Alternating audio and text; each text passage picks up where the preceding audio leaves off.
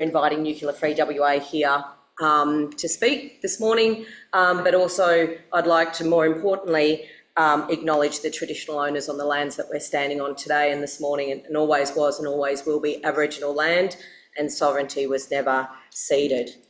I also want to honour the people that have shared their stories, like Debbie just now, and given their lives to this movement to stop the nuclear industry.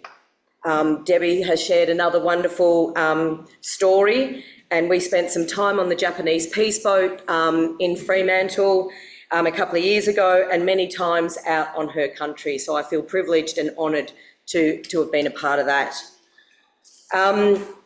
20 years ago, I embarked on a very ambitious project called the International Peace Pilgrimage, where we walked from Australia's largest uranium mine in South Australia called Roxby Downs. And from there, we walked down to Adelaide, across to Melbourne, up to Canberra to the Aboriginal Tent Embassy, then flew across and walked from Hokkaido in the north right down to Hiroshima and Nagasaki. There's too many stories to share in that time. There's way too many experiences that we had, but it's shaped who I am today and why I do what I do today.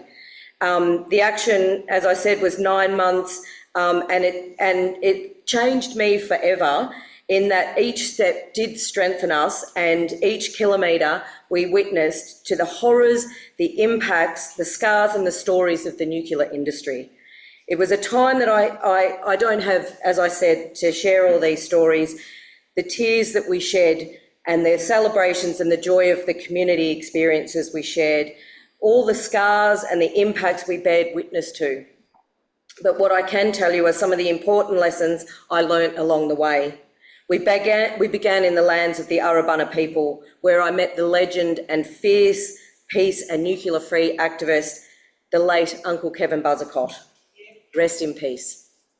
His story he shared was the reason why today I fight to stop uranium mining in Western Australia. His major legacy was to try and stop the water taken from the Great Artesian Basin by mining company at the time, Western Mining Corporation, later and now BHP, to supply the Olympic Dam copper uranium mine at Roxby Downs. The daily extraction is around 40 million litres of water a day. That has greatly affected the precious and sacred Mound Springs on Arabana country, the desert oasis that is supported by the underlying Great Artesian Basin. And that impact continues today. This water is stolen free of charge by BHP. Uncle Kevin Buzzacott then participated in the peace pilgrimage from Olympic Dam to Hiroshima, and he spoke at the Hiroshima ceremony at the end. We walked from the uranium mine to where the bomb was dropped in order to show how all of this dangerous industry is linked. Uncle Kevin shared that he was born as a peacemaker and that we must not be frightened to educate others and fight, but not in a violent way, but to protect the earth and let everything run free. In his words, he said, "I don't want to shoot or bomb people from BHP and the others that are destroying this country, but if I can help them wake up to what they are doing, then that will be the punishment enough."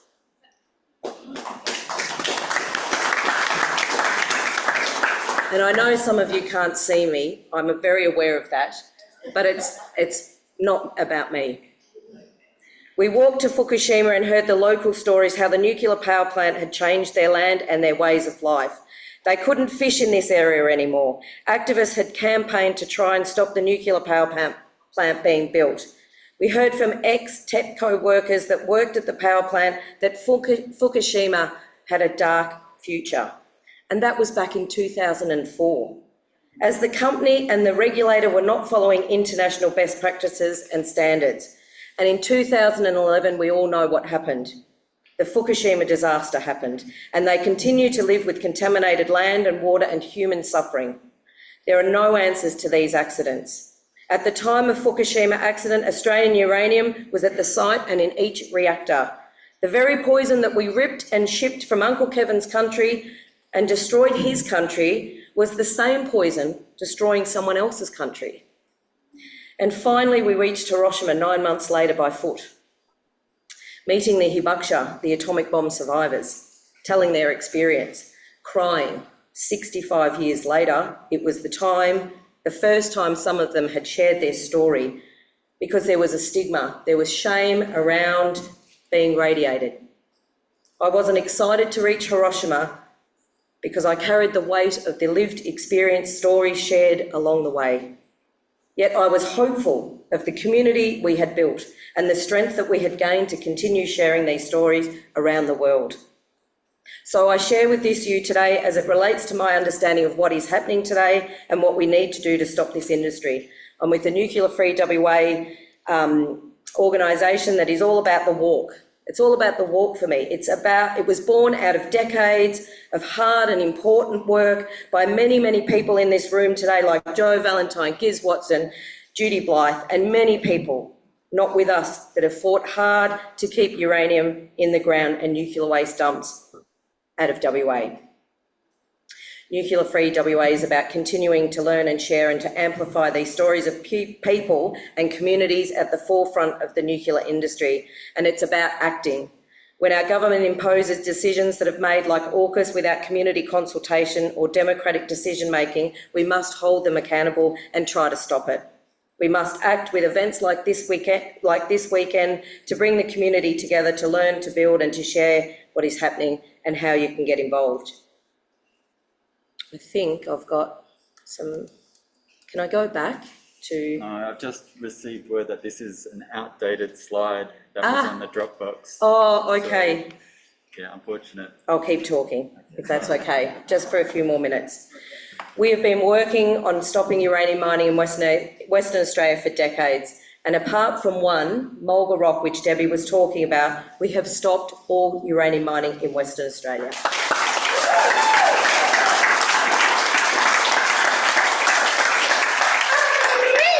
As you've just heard, the nuclear industry begins with uranium mining.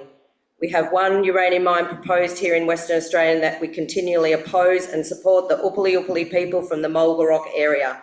The proponent, Deep Yellow, are pushing to be the first uranium miners here in WA. And with the price of uranium going up, it worries us that it could just be. With the push of Dutton, as our good friend Ian Lowe said, and I won't repeat his words because it's been said and we all know what that is. He says that we need a uranium industry. This makes the communities at the forefront very nervous. And thankfully, Labor has said that they will not open up uranium mining and they will continue to uphold the no uranium policy here in Western Australia as it stands. Sorry, we can share Mia's screen so you can have the right slides if you want. Okay. Yeah, we'll just do that quickly.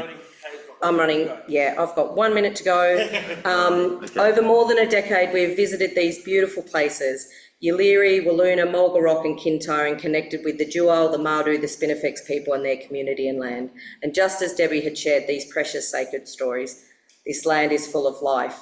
Developing a uranium mine industry in these areas would be ludicrous. They are unwanted, unsafe and dangerous distraction to the real climate solution to renewables.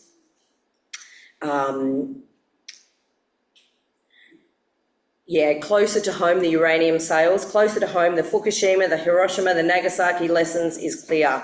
Never again, a nuclear power has no role in Australia. We should stop fueling global nuclear risks and insecurity by ending uranium exports. Australian uranium is sold overseas to nuclear weapon countries and those countries like India not signed on to the Nuclear Proliferation Treaty. Before the war broke out, Australian uranium was sold to the Ukraine.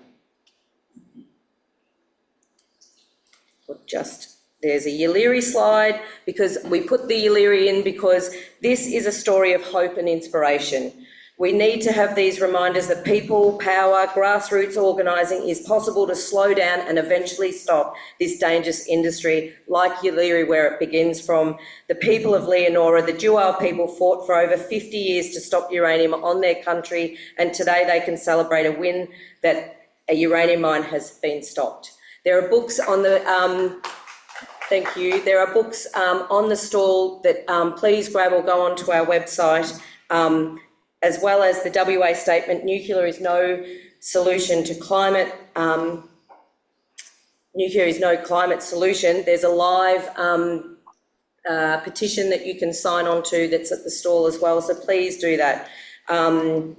And ending on that, how do I end this in a couple of seconds?